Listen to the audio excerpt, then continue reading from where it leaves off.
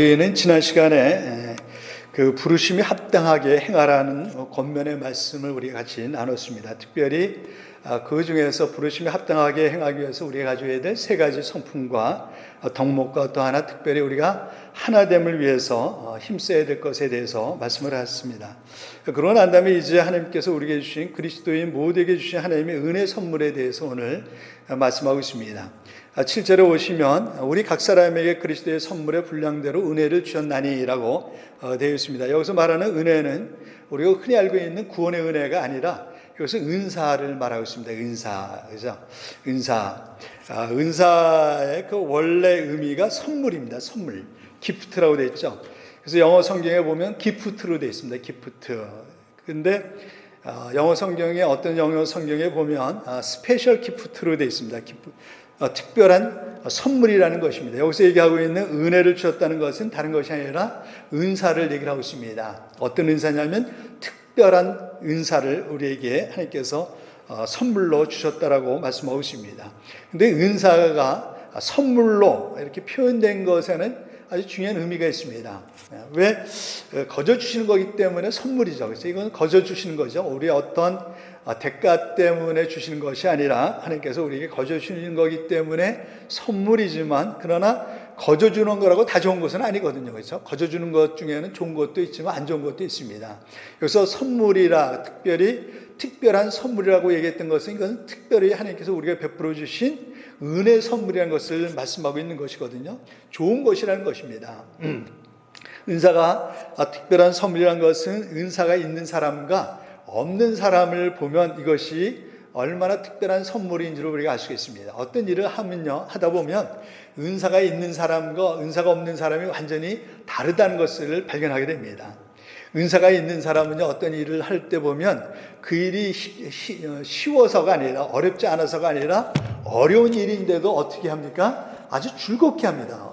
그게 쉬운 일이 아니거든요. 어떤 일을 하는 걸 보면요, 은사가 있는 분들은요, 그 일이 쉬운 일이 아닌데 그걸 별로 힘들어하지 않습니다. 어렵게 하지 않아. 어려운데도 즐겁게 해요.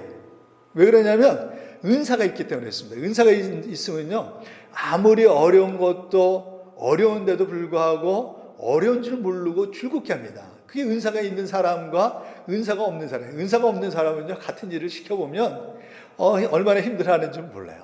왜 그러냐면 은사가 없어서 그럽니다. 그만큼 이 은사가 있느냐 없느냐가 어떤 일을 하는 데 있어 그것을 즐겁게 하느냐 즐겁게 하지 못하느냐를 결정짓는 아주 중요한 것 같아요. 사실은요, 우리가 일을 해보면, 특별히 여기서 얘기하고 있는 일이라는 것은 봉사거든요. 봉사를 하다 보면 사실은 그 일 자체가 그렇게 쉽지는 않죠. 특별히 교회를 보면 교회일이 쉽지 않습니다. 여러 가지 어려운 일들이 많죠. 그런데도 불구하고, 그 어려운 일인데도 불구하고 그것을 어려운 줄 모르고 하시는 분들이 있으세요. 그 은사를 받으신 분들이죠. 그런데 은사가 없는 분들은 그 일을 하려고 그러면 얼마나 힘들어하는지 몰라요. 예를 들면 특별히 우리가 이제 보통 때 코로나 바이러스가 없을 때는 우리가 같이 식사를 하지 않습니까? 이 섬기는 봉사가 그런 일에 섬기는 은사를 가지고 계신 분들은 그걸 보면 참 쉽지 않은 일인데도 어려운 일이거든요. 그런데도 즐겁게 기쁘게 하시는 것을 보면, 그렇다고 해서 그분들이 뭐 육체적으로 안 어려운 게 아니거든요. 사실 육체적으로는 피곤하거든요. 그런데도요, 그 피곤을 잊고 할 수 있는 거는 뭐냐면 은사가 있어서 그래요. 그리고 특별히 성도님들이 그걸 맛있게 즐겁게 먹는 모습을 보면 그분들은 거기서 이제 힘을 받는 거죠. 위로를 받고 격려를 받고 하는 것입니다. 그래서 보면요, 이게 은사가 있는 분들은 참 다르구나. 하고 싶어도 은사가 없는 분들은요, 얼마나 어려운지 몰라요. 그 차이가 다른 데 있는 것이 아니라 바로 이 은사에 있습니다. 하나님께서 우리에게 그러기 때문에 그 은사를 주시죠. 우리는 한 가지 알아야 될 것은 섬김은 축복이라는 사실입니다. 섬김은 축복이다. 사실 섬김을 받는 것도 좋지만, 그렇죠? 섬김을 받아보면 참 기분이 좋지 않습니까? 그러나 사실 더 좋은 거는 뭔지 아세요? 섬기는 것입니다. 여러분, 섬김을 받는 것도 참 좋은 거지만, 그러나 정말로 좋은 거는 뭐냐면, 더 큰 축복은 뭐냐면 섬길 수 있는 것은 참 축복인 것 같아요. 섬길 수 있는 것. 어떤 사람은 섬기고 싶어도요, 섬길 수 없는 분들이 있으세요. 아까도 말씀드렸던 것처럼 예를 들어서 뭐 부엌일이라든지 또 교회에 많은 일들이 있지 않습니까? 가르치는 일이 있다든지 여러 가지 사역들이 많이 있는데, 일들이 있는데, 그런 것들을 하고 싶어도 하나님께서 주시는 은사가 없어서, 은사가 다른 거죠. 은사가 없는 게 아니라 다른 거죠. 그런 은사가 없어서 그것을 불허하는 사람들이 있습니다. 그렇기 때문에 섬기는 것은 얼마나 감사한지, 섬길 수 있다는 것은 얼마나 감사한지 몰라요. 섬김을 받는 것도 감사한 거지만 섬긴다는 것은 더 감사한 거고 더 놀라운 축복입니다. 아무나 섬길 수 있는 게 아니에요, 여러분. 한번 생각을 해보세요. 섬기기 위해서는 먼저 건강해야 되고요. 그래서 건강이 따라주지 않으면 섬길 수가 없습니다. 그리고요, 정신적으로 여유가 있어야 되고요. 또 경제적으로도 그래야 되지 않습니까? 우리가 경제적으로 여유가 없으면 섬기기가 참 어려워요. 그렇죠? 시간적으로 쫓기게 되고 우선은 경제적으로 보장이 돼야 되니까요. 그건 하나님도 이해하세요. 그거는 하나님도 이해하십니다. 그래서 그러고 때가 있는 것 같아요. 섬기는 것은 때가 있습니다. 우리가 아무 때나 섬길 수 있는 게 아니에요. 그렇죠? 너무 나이가 많아도 그때는요, 섬기고 싶어도 섬길 수가 없어요. 우리가 섬길 수 있다는 것은 그런 의미에서 보면 참 축복이라는 사실을 우리가 알게 됩니다. 그 주님께서도 말씀하시기를 하나님 나라에서는 섬김을 받는 자가 높은 자가 아니라 섬기는 자가 높은 자다라고 말씀하시죠. 마가복음 10장 43절과 44절에 보시면 너희 중에 누구든지 크고자 하는 자는 너희를 왜? 섬기는 자가 되고. 그래서 우리가 다 큰 자가 되기를 원하지 않습니까? 그렇다고 한다면 어떻게 하라고요? 섬기는 자가 되어야 된다. 하나님 나라에서는 어떤 사람이 큰 사람이냐면 하나님께 인정받는 사람이라고 말씀하고 있습니까? 섬김을 받는 자가 아니라 섬기는 자다. 그 다음에 44절에 보시면 너희 중에 누구든지 으뜸이 되고자 하는 자는 모든 사람의 종이 되어야 하리라. 제가 예전에 보면 교회 안에 우리 그 연세 드신 우리 집사님, 권사님들이 기도하실 때 늘 자녀들을 위해서 기도하다 보면 이제 그런 기도를 듣지 않습니까? 교회에서 같이 새벽 기도라든지 뭐 이렇게 기도의 모임이 있으면 기도하시지 않습니까? 옆에서. 그러면 이제 기도하다가도 부지불식간에 이제 듣게 되죠. 그러면 항상 기도했던 게 가장 많은 기도 제목이 뭐였었냐면 우리 자녀들은 세상에서 꼬리가 되지 않고 머리가 되게 해달라고 늘 기도하셨던 것이 지금도 생각이 나요. 여러분도 그렇게 기도하지 않습니까? 지금은 안 그런지 모르는데 예전에 제가 전도사 생활하고 그럴 때 우리 교회 안에 있는 집사님들, 그런 분들이 연세 드신 분들이 기도하는 걸 보면 자녀들을 위해서 꼭 기도했던 것이 성경에 있거든요. 성경에 보면 꼬리가 되지 않고 머리가 되게 해달라는 내용이 있으니까 그걸 가지고 이제 기도하거든요. 근데 뭐냐면 성경적으로 보면 그런 사람은 어떤 사람이냐면 으뜸이 되고자 하는 자는 뭐야? 사람들의 종이 되어야 된다. 섬기는 자가 되어야 된다라고 말씀하고 있습니다. 예수님은 이 섬기의 기쁨을 진정으로 아셨던 분이시죠. 저는 이 예수님이야말로 이 섬김이 얼마나 놀라운 축복이요 기쁨인지를 예수님은 정말로 아셨던 것 같아요. 히브리서 12장 2절에 보시면 예수님에 대해서 이렇게 말씀하십니다. 믿음의 주여 또 온전케 하시는 이인 예수를 바라보자. 그는 그 앞에 있는 기쁨을 위하여 십자가를 참으사 부끄러움을 게으치 아니하시더니 하나님 보좌 우편에 앉으셨느니라 라고 말씀하고 있어요. 예수님은요 정말로 이 섬김이 얼마나 기쁨인지를 아셨던 분이십니다. 그 앞에 있었던 그 인간이 되셔서 이 땅 가운데 오시고 많은 모욕을 당하시고 수모를 당하시고 마지막에는 가장 치욕스러운 자기 백성에 의해서 십자가에 돌아가시면서도 예수님은 그것을 바라보시면서 뭐 했다고 그러냐면 기쁨을 위하여라고 말씀하셨어요. 그것이 세상적으로 보면 얼마나 수치스럽고 고통스러운 것입니까? 그런데도 예수님은 그것을 수치로 여기지 않고 뭐로 여기셨다는 게 기쁨으로 여기셨다는 거예요. 왜냐하면 예수님은 그것이 얼마나 커다란 기쁨인지를 알고 계셨기 때문에 그렇죠. 주님은 십자가를 부끄럽게 생각하지 않으셨습니다. 그것을 단지 고통으로만 생각하지 않으셨어요. 그것을 통해서 수많은 영혼들이 구원받을 것을 보시고 그것을 기뻐하셨어요. 섬김이 우리에게 축복이 되고 기쁨이 되는 것은 그것을 통해서 많은 사람들이 유익을 얻을 수 있기 때문에 그런 거 아닙니까? 그렇죠? 몸은 힘들고 어렵지만 그것을 통해서 많은 사람들이 즐거워하고 기뻐하는 모습을 보게 될 때 그것이 얼마나 큰 기쁨이 되는지 몰라요. 보람이 있는지 모릅니다.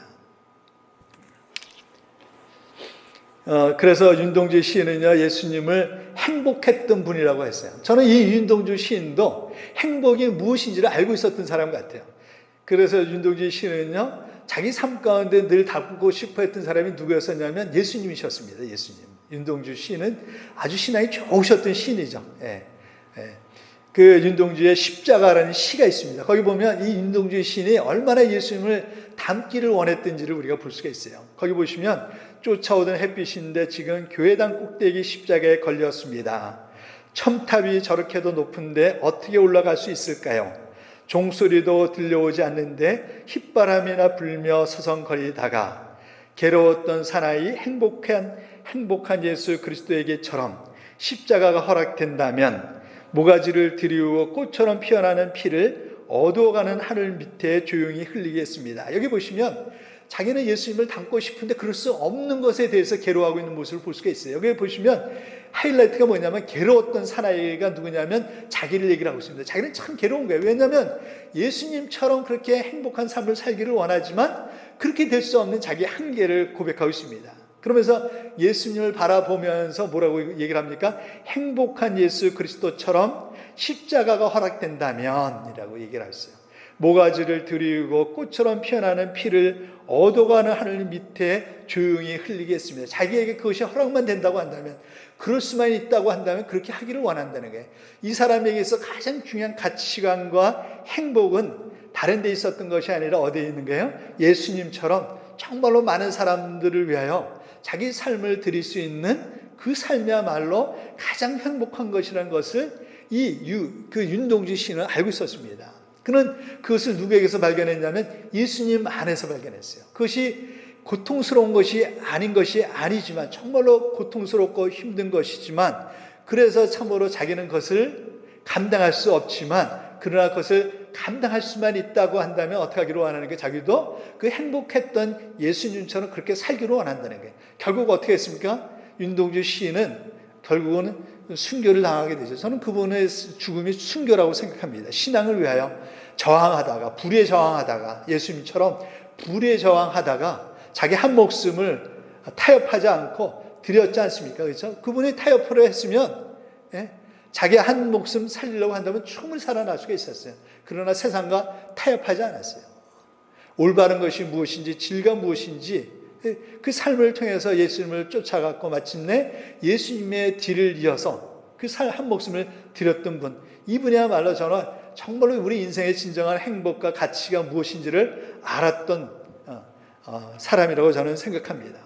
우리가 은사에 대해서 생각할 때 한 가지 기억해야 될 것은 사람마다 은사가 다르다는 사실이죠. 여기 보시면 7절에 뭐라고 말씀하고 있습니까? 각 사람에게 그리스도의 선물의 분량대로라고 되어 있습니다. 각 사람에게 하나님께서 우리에게 은사를 주셨어요. 각 사람이라는 것은 사람마다 다 다르다는 게, 어떻게 달라요?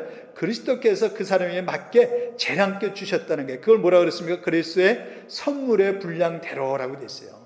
우리를 그냥 어떤 그 무더기로 우리를 다루시는 것이 아니라 한 사람 한 사람의 그 감당할 수 있는 재능의 그것에 맞게, 그 사람에게 맞게, 나기수 그러면 주님께서 나에게 뭐가 필요한지, 뭐가 알맞은지를 생각하시고 거기에 맞는 은사를 주셨다는 거예요. 그래서 우리에게 은사가 서로 다르다는 사실을 우리가 꼭 기억했으면 좋겠어요. 왜 제가 이것을 강조하냐면, 나랑 다르다고 해서 우리는 나랑 은사가 다른 사람을 무시해서는 안 된다는 거예요. 왜 이런 얘기를 말씀을 드리냐면, 교회 안에 보면 어떤 은사는 더 좋아 보이고 어떤 은사는 더 안 좋아 보이는 그런 식으로 우리가 생각하는 경향이 많기 때문에 그렇습니다. 실제적으로 고린도 교회를 보면 그것 때문에 교회 안에 분란이 일어났던 것을 보게 돼요. 그래서 사도 바울은 고린도 교회를 향해서 얘기를 합니다. 눈은 이더러 소용이 없다 그러거나 그러지 말라라고 얘기를 했던 것처럼 그렇지 않습니다. 은사가 다르다고 해서, 나랑 다르다고 해서 그것을 무시해서도 안 되고요. 나랑 다르다고 해서 그것을 내 것을 강요해서도 안 돼요. 우리가 잘못하다 보면 어떤 힘든 그 일을 하시는 분들은 쉬운 일을 하는 사람을 향해서 불평할 수가 있습니다. 나는 이 어려운 일을 하는데 저 사람은 어려운 일을 안 한다라고 그러는데, 여러분 그런 것이 아니에요. 은사가 다르기 때문에 그렇습니다. 은사가 다르기 때문에. 어떤 사람은 가르치는 은사가 있어서 가르치는 것을 즐거워하면서 하지만, 또 어떤 그 어려운 일들, 교회 안에 어려운 일들이 있지 않습니까? 그런 일들에 대한 은사가 없기 때문에 그런 일들은 힘들어하는 분들이 있어요. 근데 또 반대로 또 그런 어려운 일들인데도 은사가 있어가지고 그것을 힘들고 어렵지만 즐겁게 하시는 분이 있는가 하면 또 이런 다른 일들은 어려운 분들이 있어요. 근데 우리가 그런 것을 잘못하다 보면 자꾸만 내 거를 강요할 수가 있습니다. 당신은 왜 이렇게 안 하냐? 이렇게 해야 되지 않겠느냐? 예를 들어서 가장 흔한 게 이제 식사 봉사가 가장 교회 안에서 사실은 제일 어렵지 않습니까? 사실. 예.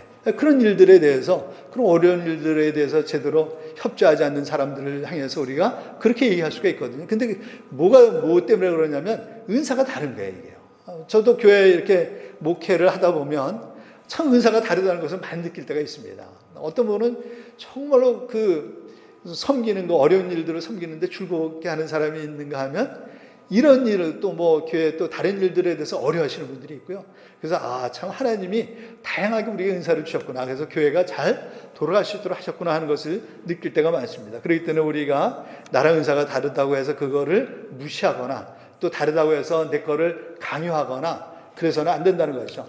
우리 늘 강조하지만 모든 은사가 교회 안에 다 필요하기 때문에 주님께서 우리에게 각자에게 다 주신 거거든요. 예. 그렇기 때문에 우리가 늘 은사를 생각하실 때 그것을 기억해야 됩니다. 또 한 가지 은사를 우리가 생각하면서 여러분이 이미 알고 계시겠지만 은사와 달란트는 다르다는 것을 여러분 알고 계시죠, 그렇죠? 예. 은사와 달란트는 다릅니다, 여러분. 달란트는 이 땅에 있는 모든 사람에게 하나님께서 주신 거예요. 그것은 믿는 사람이나 안 믿는 사람이나 다 모든 사람에게 이 땅 가운데서 세상을 섬기라고 주신 것입니다. 사실 달란트도 하나님께서 주셨을 때 안 믿는 사람에게도 주신 이유는 뭐냐면 세상을 섬기라고 주신 거거든요. 예. 그것은 세상을 섬기라고 주신 거고요. 은사는 교회를 위해서 섬기라고 누구에게만 주신 거예요?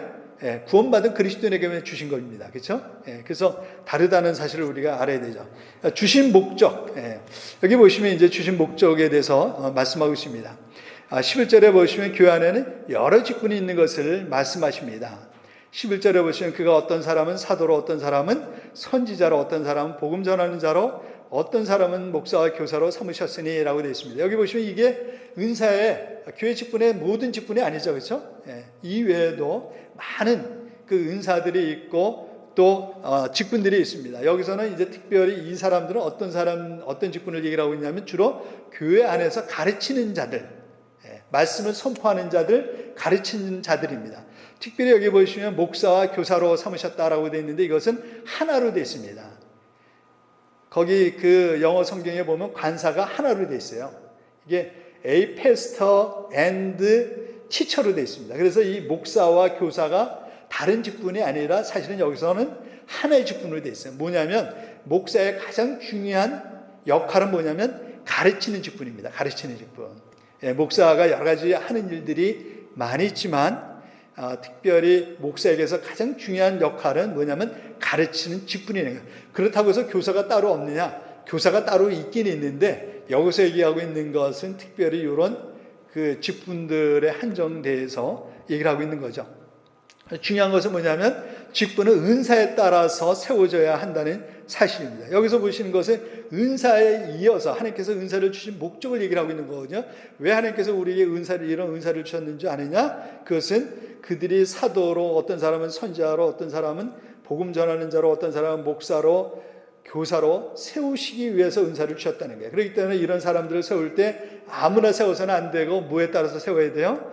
두 가지가 있어야 됩니다. 하나는 소명이요. 지난 시간에 말씀드렸던 것처럼 그 다음에 은사가 있어야 됩니다. 은사가. 근데 은사가 있는 사람은 소명이 있고요. 소명이 있는 사람은 하나님께서 반드시 은사를 주십니다.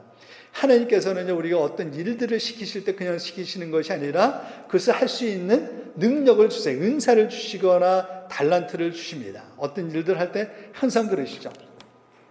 그것이 바로 하나님께서 은사를 주신 목적입니다. 은사를 주신 목적은 교회 직분자들을 세우기 위해서 주셨다는 거죠. 여기서 우리가 한 가지 생각해야 될 것은 직분은 계급이 아니라 뭐예요? 섬김이라는 사실을 우리가 늘 기억해야 됩니다. 직분은요, 교회 안에 있는 우리 집사님들 또 권사님들 우리는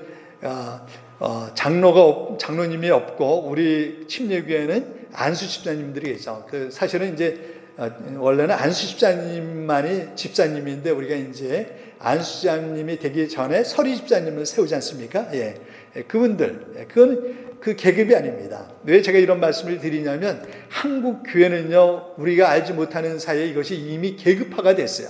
그래서 그 서리 집사님은 맨 낮은 계층이고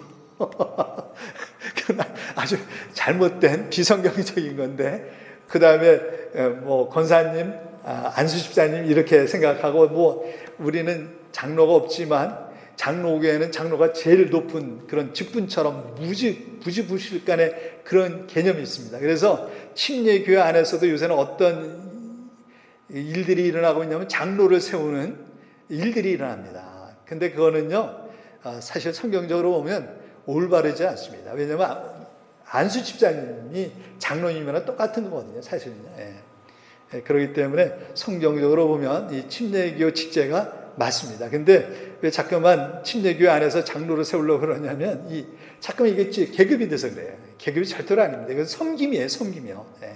섬김입니다. 은사를 주시고 직분자를 세운 목적이 세 가지가 있습니다. 네, 오늘 본문에 보시면 이제 거기에 대해서 말씀하고 있습니다. 12절에 보시면 우리에게 은사를 주시고 직분자를 세운 이유는 뭐냐면 이는 성도를 온전케 하여 라고 되어 있습니다. 성도를 온전하게 하며 봉사일을 하기 위해서 하나님께서 은사를 주시고 또 직분자를 세우셨다는 사실입니다. 여기 성도를 온전케 하며에 온전하게 하다라는 단어가 원어로 보면 카타르 타스모스라는 헬라어를 사용하고 있는데 이것은 원래 의미는 뭐냐면 준비하게 하다라는 의미를 가지고 있습니다. 준비시킨다는 게 여기서 성도를 온전케 하며라는 것은 성도를 준비시킨다는 게 무엇을 위해서요? 섬길 수 있도록 봉사하기 위한 봉사일을 감당할 수 있도록 그 준비시킨다는 것입니다. 그렇기 때문에 이 직분은요 계급이 아니라 뭐야? 섬김입니다. 섬김이에요. 섬김이라는 사실을 잊어서는 안 되죠. 목회자를 비롯한 저와 같은 목회자를 비롯한 모든 교회 안에 있는 직분자들은 가장 중요한 역할은 뭐냐면 성도를 준비시키고 교회를 섬기는 것입니다. 제가 해야 될 가장 중요한 역할이 있다고 한다면 성도님들을 말씀으로 잘 준비시켜서 봉사일을 즐겁게 할 수 있도록 하는 것이 제가 맡고 있는 가장 중요한 역할 중에 하나라고 얘기할 수가 있습니다. 두 번째 일은 뭐예요? 그래서 봉사일을 하는 것이죠. 봉사일을 하게 하며라고 얘기를 하고 있습니다. 은사를 주시고 직분자를 세운 것은 교회를 섬기도록 하는 것이죠. 이것은 저만 해당되는 것이 아니라 모든 교회 안에 있는 직분자들, 특별히 그 집사 직분 권사님들 분들 그런 분들이죠. 저도 예외가 아니라 저도 가장 그런 거죠. 저도 마찬가지입니다. 여기 있는 이유는 뭐냐면 제가 여러분을 섬기기 위해서 있습니다. 저는 여러분을 섬기기 위해서 있는 거지 섬김을 받기 위해서 있는 것이 절대로 아니에요. 여러분은 저를 섬기면 안 되고 누구를 섬겨야 돼요? 주님을 섬기셔야 됩니다. 주님을.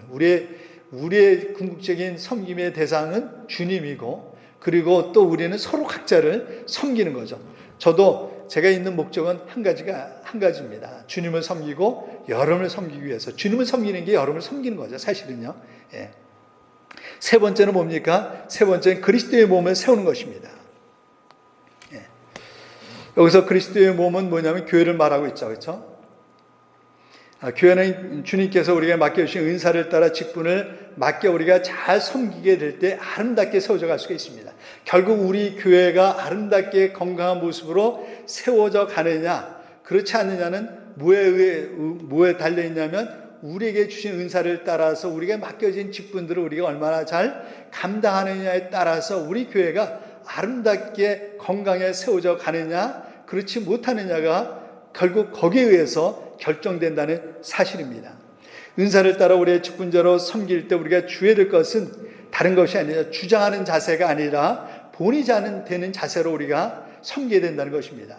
베드로전서 5장 3절에 보시면 맡은 자들에게 주장하는 자세를 하지 말고 약물의 본이 되게 하라라고 얘기를 하고 있어요. 우리는 자칫 잘못하다 보면 다른 사람들에게 그것을 강요할 수가 있어요. 제가 목회자로서 가장 조심하는 것 중에 하나가 그것입니다. 네. 맞아요. 그것이 맞아요. 그 주장하는 것이 맞아요. 그러나 강요해서는 안 됩니다. 말씀하고 있어요. 주장하는 자세를 하지 말고 뭐 하고요? 본이 되게 해야 돼요. 중요한 거는 직분자들이 보여야 될 중요한 자세는, 섬김의 자세는 이것이 성경적이고 맞기 때문에 이렇게 하십시오 라고 해서는 안 된다는 거예요. 물론 그것을 1차적으로 저는 목회자로서 가르치는 자의 입장에 있기 때문에 성경 말씀을 그렇게 가르쳐야 되지만, 그러나 그것을 강요해서는 안 돼요. 성도님들한테 절대로 강요해서는 안 됩니다. 뭐 해야 돼요? 본이 돼야 돼요. 본이 되려고 해야지 자꾸만 말씀으로 가르쳐주고 말씀으로 하라고 얘기를 하면서 자기는 본이 되지 않으면 따라올 사람이 없어요. 목회가 그래서 어려운 거예요. 직분자들이 그래서 어려운 겁니다. 말로 하는 것이 아니라 1차적으로 말로 하지만 강요해서는 안 되고요. 단지 성경에 하나님께서 이렇게 말씀하셨습니다. 그러고 난 다음에 어떻게 해야 돼요? 자기가 먼저 솔선수범해야 돼요. 말씀만 그렇게 얘기를 하고 바리새인들처럼 말씀은 그렇게 하고 자기적인 삶은 그렇게 되지 않으면 따라올 사람이 없죠. 예.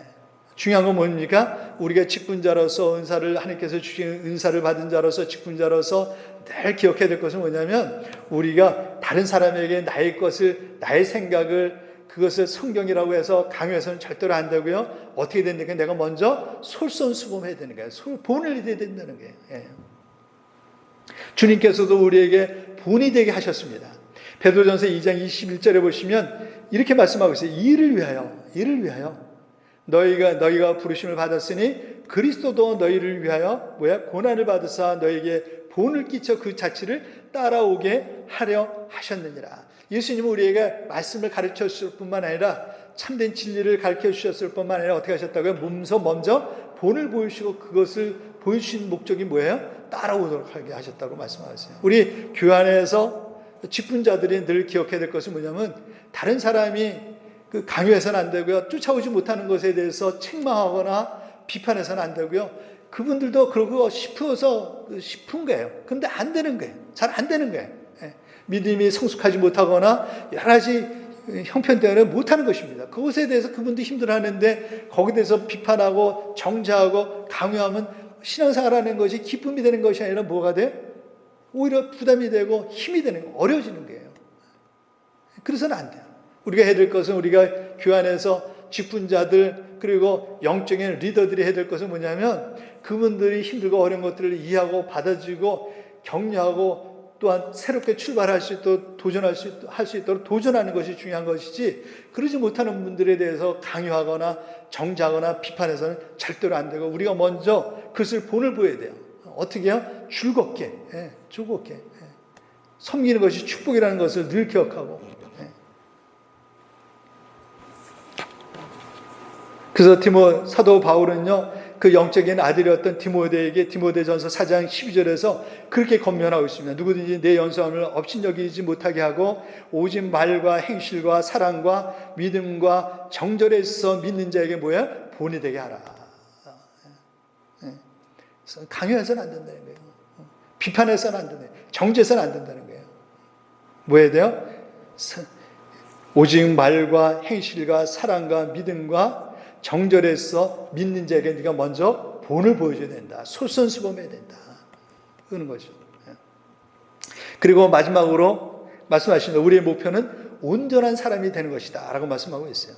13절에 보시면 우리가 다 하나님의 아들을 믿는 것과 아는 일에 하나가 되어 온전한 사람을 이루어 그리스도의 장성한 분량이 충만한 데까지 이르리니 라고 되어 있어요. 여기 보시면 다 하나님의 아들과 믿는 것과 아는 일에 하나가 되어 온전한 사람을 이루어라고 되어 있어요. 온전한 삶을 이루어. 이것이 우리의 궁극적인 목적입니다. 그리고 이것은 우리를 구원하신 하나님의 목적이 있어요. 하나님이 우리를 구원하신 목적. 그것은 다른 것이 아니라 뭐를 이루기 위해서 우리로 하여금 온전한 사람을 이루게 하시는 것입니다. 그것이 하나님께서 우리를 구원하신 궁극적인 목적이고 우리의 목표입니다. 우리의 온전한 목표는 뭐냐면 다른 것이 아니라 온전한 사람이 되는 것입니다. 온전한 사람이 되는 것. 예수님은 우리의 모델이십니다. 13절에 보시면 그리스도의 장성한 분량이 충만한 데까지 이르리니 라고 말씀하고 있어요. 우리의 목표는요, 사람다운 사람이 되는 것입니다. 사람다운 사람. 그래서 우리가 흔히 얘기하는 것처럼 먼저 우리가 그리스도인이 되기 전에 먼저 우리가 사람이 되어야 된다라고 얘기를 하고 있는데, 성경이 얘기하고 있는 것이 그것입니다. 성경은 우리에게 먼저 사람이 되라고 말씀하셨어요. 먼저 인간이 되라, 사람이 되라라고 말씀하고 있어요. 왜냐하면 그것이 우리의 궁극적인 목적이기 때문에 그렇습니다. 우리가 그리스도인이라고 하면서도 사람다운 사람이 되지 못했다고 한다면 그것은 아직 우리가 그리스도의 목표가 무엇인지를 잘 모르기 때문에 그래요. 우리의 하나님께서 우리를 구원하신 목적이 있다고 한다면 바로 이 13절에 있는 말씀입니다. 온전한 사람을 이루는 것. 우리의 궁극적인 목적은 그것입니다. 그리고 그것에 대한 가장 좋은 모델은 예수 그리스도이십니다. 그래서 13절에 뭐라고 말씀하세요? 그리스도의 장성한 분량이 충만한 데까지 이르리니 라고 말씀하고 있습니다. 우리의 가장 큰 축복이 있다고 한다면 우리가 예수 그리스도를 닮음으로 인해서 온전한 인격자가 되는 것이죠. 하나님의 형상을 우리 안에 온전히 회복하는 것입니다. 내가 그런 온전한 인격이 온전한 사람이 되었는지 안 되었는지를 알 수 있는 가장 중요한 바로미터가 뭔지 아십니까? 14절에 있습니다. 요동치 않는 것입니다. 절대로 흔들리지 않는 것입니다. 14절에 보시면 요동하지 않게 하려 함이라 라고 말씀하고 있어요. 내가 정말로 온전한 인격이 사람인지 아닌지를 알 수 있는 중요한 바로미터를 사도 바울은 다른 것이 아니라 내가 어떤 일들에 흔들리는 사람인지 아닌지를 보면 알 수 있다는 것입니다. 온전한 사람은요, 절대로 어떤 일들 가운데 흔들리지 않습니다. 세상의 유혹에 흔들리지 않고요, 어려운 일들이 있을지라도 흔들리지 않습니다. 그것이 내가 온전한 사람에 얼마나 근접했는지를 알 수 있는 좋은 그런 바로미터라고 할 수가 있습니다. 성숙한 사람은요, 요동하지 않고요, 이단에 넘어가지 않고요, 세상의 모든 것을 분별할 수 있고요, 세상의 유혹에 넘어가지 않습니다. 우리가 어떻게 온전한 사람을 이룰 수 있을까요? 그 해답이 13절에 있습니다. 우리가 다 하나님의 아들을 믿는 것과 아는 일에 하나가 되어 우리가 어떻게 온전한 인격을 온전한 사람으로 되어갈 수 있고 예수 그리스도를 닮아갈 수 있는가? 하나님의 아들을 믿는 것과 아는 일에 하나가 되는 것이다라고 말씀하고 있습니다. 여기서 하나가 되어는 뭐냐면 헤노테스라는 단어를 쓰고 있는데 원래 의미는 통일하다, 일치하다는 의미를 가지고 있어요. 그래서 여기서 얘기하고 있는 것은 뭐냐면 우리가 예수 그리스도를 믿는 것과 아는 것이 뭐예요? 일치해야 된다는 거예요. 이것이 따로따로 놀아서는 안 된다는 거예요. 내가 예수님에 대해서 믿고 아는 것이 있다고 한다면 그것대로 우리 삶 가운데 실천하는 것, 믿는 것은 실천하는, 순종하는 거거든요. 온전한 사람이 되기 위해서 우리에게 필요한 것이 있다고 한다면 이것이 믿는 것과 아는 것이 하나가 되는 것입니다. 일치하는 것입니다.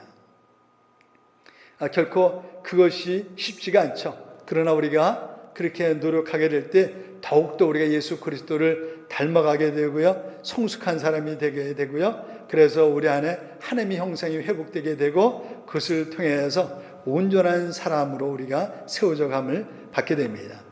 우리의 마지막 과제는 다른 것이 아닙니다. 온전한 사람, 인간다운 인간이 되는 것, 예수 그리스도를 닮아가는 사람이 되는 것입니다.